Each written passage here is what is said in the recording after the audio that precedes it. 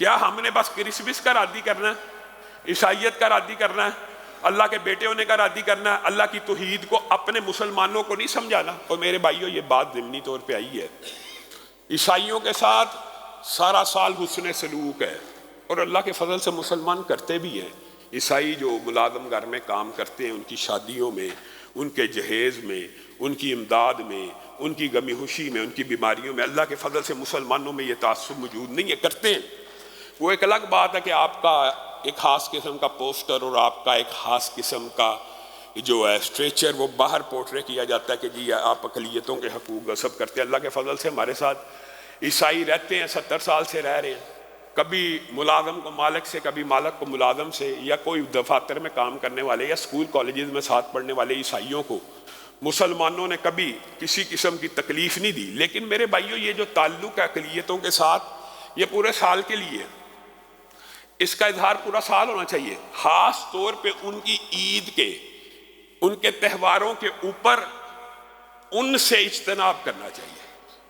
تہواروں کے علاوہ پورا سال، اور یہ رسول اللہ صلی اللہ علیہ وسلم کی متعدد احادیث ہے کہ جس نے معاہد کے ساتھ، یعنی جس کے ساتھ معاہدہ ہوا ذمی کے ساتھ، اور اس کے ساتھ یہ متعدد احادیث ہے جن کا مفہوم ہے اگر ذمیوں کے بارے میں بھی آپ نے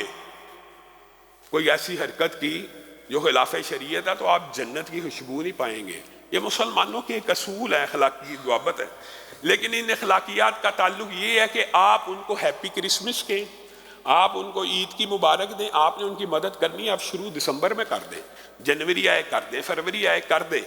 خاص طور پہ کفار کی عیدوں کے دنوں میں ان کو مبارک دینا اجماع امت ہے، اجماع امت، یہ کسی فرقے کا مسئلہ نہیں ہے۔ وہ الگ بات ہے متجددین ہر فرقے کے جو ہیں کوئی نئے نکلیں جی اس میں جی حرج کیا ہے جی، اس میں جی ہم نے وہ جب مسلمانوں کو عید مبارک کہہ دیتے ہیں تو وہ اللہ کو تھوڑی مان لیتے ہیں۔ آپ کہتے ہیں جی کرسمس کو کی مبارک دینے کا مطلب یہ ہے اللہ کے ہاں جی بیٹا ہوا اس چیز کی مبارک۔ اور میرے بھائیو رسول اللہ صلی اللہ علیہ وسلم نے کہا جو کفار کی مشابہت کرے کس چیز کی، اور بھائی ان کے مذہب ہی کی مشابہت کی بات ہے، ان کے مذہب ہی کی مشابہت کی بات ہے۔ علاقائی عرف تو عام ہوتا ہے، علاقے کے اندر جو رسم و رواج ہیں وہ عرف کا معاملہ ہوتا ہے، اس کے اندر وہ مشابہت کے عنصر نہیں پائے جاتے۔ مشابہت کس میں ہوتی ہے؟ مذہب میں، تہواروں میں۔ ان کی اگر مشابہت کرو گے تو انہی میں سے ہو، اور اسی لیے امام ابن تیمیہ، ابن قیم نے اور دیگر ائمہ نے اس بات کو لکھا ہے کہ یہ اتنا خطرناک معاملہ ہے، اتنا خطرناک جس کو ہم کچھ نہیں سمجھتے۔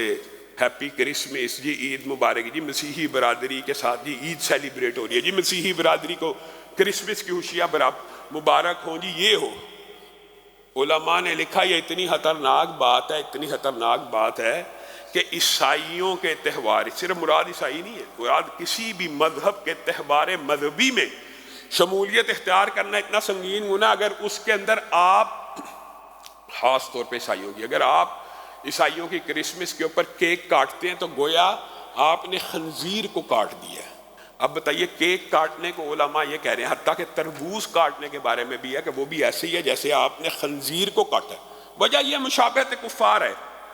بالفرض آپ کو یہ لاجک نہیں بھی سمجھ آتی، حقیقت یہی ہے کہ آپ ان کو مبارک دیتے کہ اللہ کے ہاں بیٹا پیدا ہوا، آپ کو اس چیز کی مبارک ہو، حقیقت یہی ہے۔ لیکن اگر کوئی یہ بات کہتا ہے جی اس سے مراد یہ نہیں ہوتا جی اگر آپ کی عید کے اوپر وہ مبارک دیں تو ہماری عید میں تو رمضان کی خوشی میں ایک عید آتی ہے، ایک حضرت ابراہیم کی قربانی کے حوالے سے آتی ہے۔ آپ نے کسی عیسائی کو دیکھا ہے کہ مسلمانوں کی بڑی عید کے موقع پہ آپ کے ساتھ مل کے بکرا ذبح کر رہا ہو؟ لیکن آپ ہی کے اندر یہ ایسی جرت پیدا ہوئی ہے آپ ان کے ساتھ کیک بھی کاٹیں گے، آپ ان کی بھائیو پورا سال اچھا سلوک کرو، پورا سال کرو، کوئی اعتراض نہیں، لیکن مذہبی تہواروں کے اندر شمولیت اجماع حضرت عمر کے اقوال، یہ مستقل ایک موضوع ہے،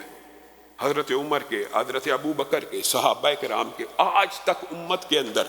آخر انہوں نے بھی فتوحات کی تھی، اگر ان کے دور میں بھی یہ تہوار آتے رہے، ان کو نہیں تھا اسلام کا مطلب سمجھ آیا۔ آج کا متجدد جو ہے، آج کا جو اپنے آپ کو زیادہ مسلمانوں سے بڑھ کر مسلمانوں کا جو ہمدرد بنتا ہے جی، یہ جی امپریشن کیا پڑے گا، جی کیا امپریشن پڑے گا؟ ان کی خوشی کا تہوار ہے، ان کے مذہبی تہوار ہیں، ان کے ساتھ ہم پورا سال اس میں سلوک کریں گے، کوئی فرق نہیں پڑے گا۔ اگر ایک دن آپ ان کو مبارک نہیں دیں گے تو ہرگز یہ مبارکبادیں دینا، یہ ان کے مذہبی تہواروں کے اندر شمولیت کو اختیار کرنا۔ اور اللہ رب العزت کے حوالے سے میں نے اور آپ نے اللہ رب العزت کا صحیح وما قدر اللہ حق قدری، اللہ کا قدر کوئی نہیں کی اور اللہ کو سمجھا بھی کچھ نہیں۔ حقیقت یہ ہے کہ اللہ رب العزت کی ذات کا کچھ نہ کچھ ادراک اگر مخلوقات میں سے کسی کو ہے، انبیاء کے علاوہ کی بات ہو رہی ہے، تو وہ فرشتوں کو کسی حد تک ہے، کیونکہ بعض احادیث اس بات کے اوپر دلالت کرتی ہیں کہ اللہ رب العزت جب کوئی عام حکم بھی جاری کرتے ہیں آسمانوں کے اوپر سے، عام حکم یعنی مراد وحی ہے، جب اللہ تعالیٰ ارادہ کرتے ہیں کہ وحی نازل کی جائے تو آسمان کے اوپر آواز آتی ہے۔ اس آواز کی بھی حدیث میں، اس ساؤنڈ کی بھی حدیث میں وضاحت موجود ہے کہ جیسے صاف پتھر کے اوپر کوئی زنجیر گھسیٹے تو جس قسم کی آواز آ رہی ہوتی ہے، اس طرح آسمان پہ آوازیں آتی ہیں۔ ان آوازوں کو سن کے فرشتے، متعدد احادیث ہیں، بے سدھ ہو جاتے ہیں، بعض روایات میں آتا ہے بے ہوش ہو جاتے ہیں، بے ہوش ہو جاتے ہیں۔ کس وجہ سے؟ اللہ کے خوف کی وجہ سے۔ اور ایک ایک فرشتہ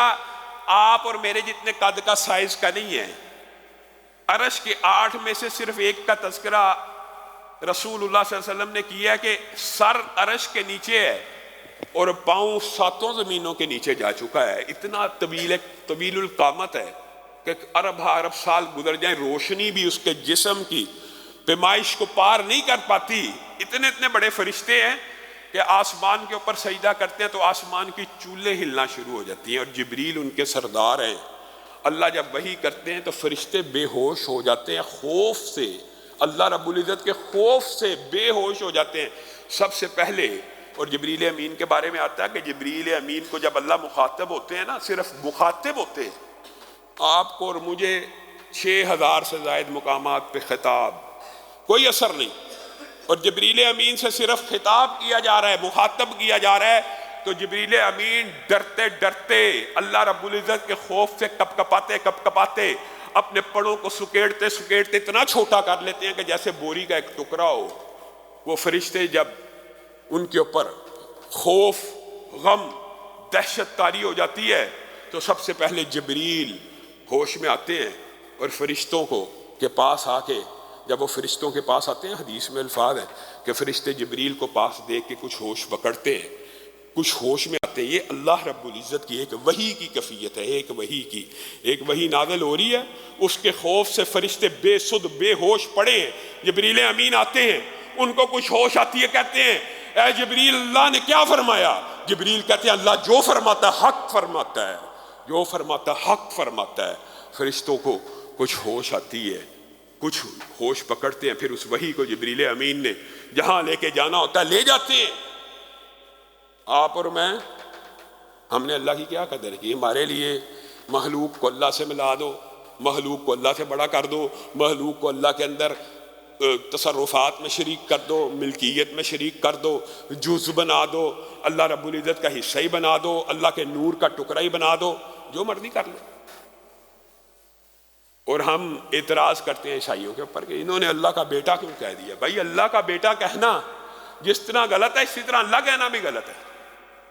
برابر کی بات ہے، بلکہ اس سے بھی بری بات ہے، لیکن ہم جو اس سے بری بات ہے اس کی طرف نہیں غور کرتے۔